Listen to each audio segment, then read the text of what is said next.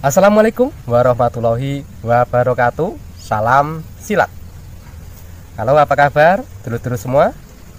Salam santun, salam rahayu, salam asah, asih dan asuh. Saya yakin penonton setia channel Pasukan Keramat ini mayoritas adalah seorang pesilat atau pendekar pencak silat.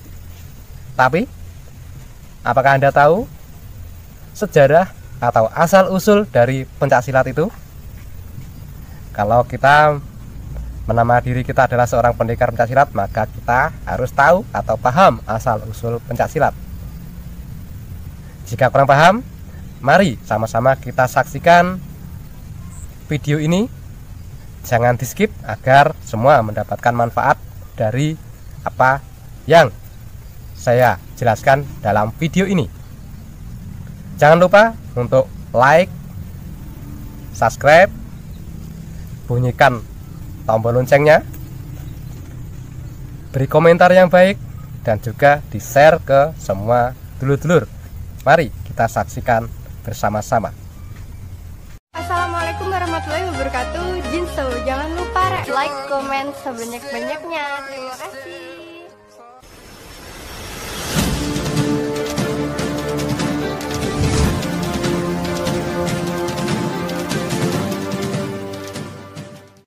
Asal-usul pencak silat. Istilah silat dikenal oleh masyarakat Asia Tenggara, mulai dari Indonesia, Malaysia, Brunei Darussalam, Singapura, Thailand, dan Filipina. Di Indonesia, istilah pencak banyak dipergunakan di daerah Jawa, sedangkan silat digunakan di Sumatera, Semenanjung Malaya, dan Kalimantan.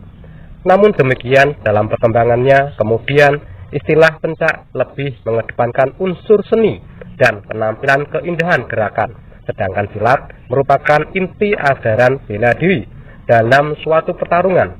Selain dari perbedaan penyebutan istilah olahraga bela diri, pencak silat ini di Indonesia juga memiliki beragam aliran pencak silat dengan ciri khas masing-masing.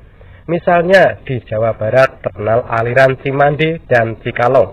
Di Jawa Tengah ada aliran pencak silat Merpati Putih, sedangkan di Jawa Timur terdapat aliran pencak silat seperti Setia Hati, IKSDI, Agar Nusa, Perisai Diri, dan lain-lain. Silat atau pencak silat diperkirakan menyebar di Kepulauan Indonesia sejak abad ke-7 Masehi. Namun demikian, asal-usulnya masih belum diketahui secara pasti. Ada yang menyebutkan bahwa Kerajaan Majapahit dan Sriwijaya dulu telah dikenal memiliki pendekar-pendekar besar dan menguasai olah kanuragan atau ilmu bela diri. Bukti adanya seni bela diri dapat dilihat dari berbagai artefak senjata yang ditemukan dari masa klasik Hindu-Buddha, serta pada pahatan relief yang menggambarkan sikap kuda-kuda silat di Candi Borobudur dan Candi Prambanan. Sementara itu, Syekh Samsudin berpendapat bahwa terdapat pengaruh ilmu bela diri dari Tiongkok dan India dalam pencak silat. Hal ini karena sejak awal kebudayaan Melayu telah mendapat pengaruh dari kebudayaan yang dibawa oleh pedagang maupun perantau dari India, Tiongkok, dan mancanegara lainnya. Awalnya gerakan pencak silat sengaja diciptakan dalam rangka untuk melindungi dan mempertahankan diri dari tantangan alam.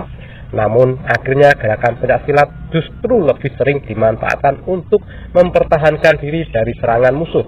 Dikarenakan tradisi silat diturunkan secara lisan dan menyebar dari mulut ke mulut, diajarkan dari guru ke murid, maka catatan tertulis mengenai asal-usul silat sulit ditemukan. Sejarah pencak silat sendiri dikisahkan melalui berbagai legenda yang beragam dari satu daerah ke daerah lainnya.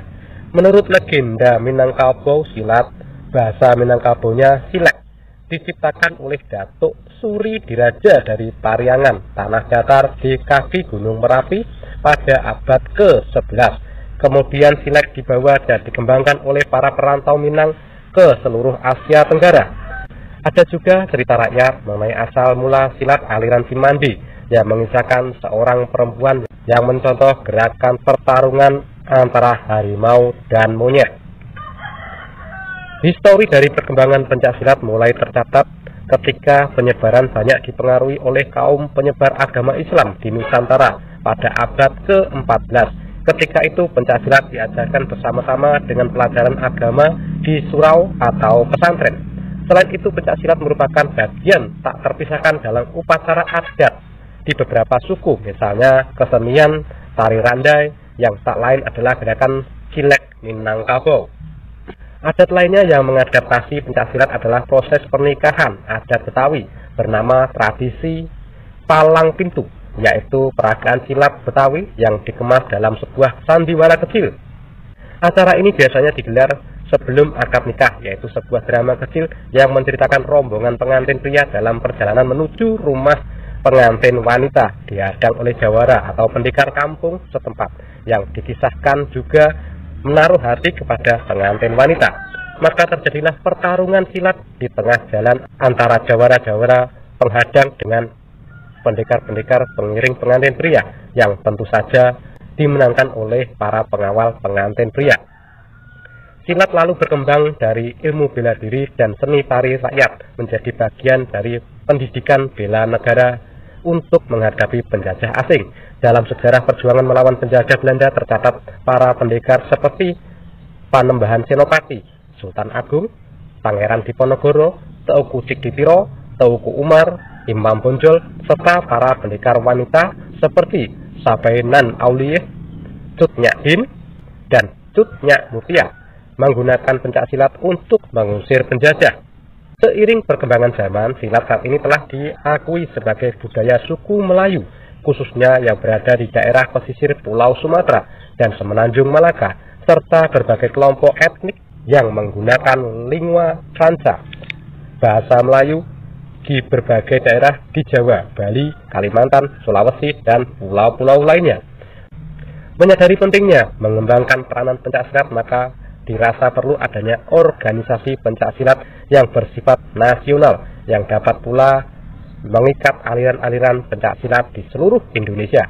Pada tanggal 18 Mei 1948 terbentuklah Ikatan Pencaksilat Indonesia atau disingkat IPSI, dan pada 11 Maret 1980 Persatuan Pencaksilat Antarbangsa atau Persilat juga didirikan atas prakarsa EDM Nalapraya Indonesia yang saat itu menjabat ketua IPSI. Acara tersebut juga dihadiri oleh perwakilan dari Malaysia, Singapura, Brunei Darussalam. Keempat negara itu termasuk Indonesia ditetapkan sebagai pendiri Persilat. Demikian asal-usul adanya pencaksilat. Semoga bermanfaat. Terima kasih. Salam santun silat Indonesia. Wassalamualaikum warahmatullahi wabarakatuh.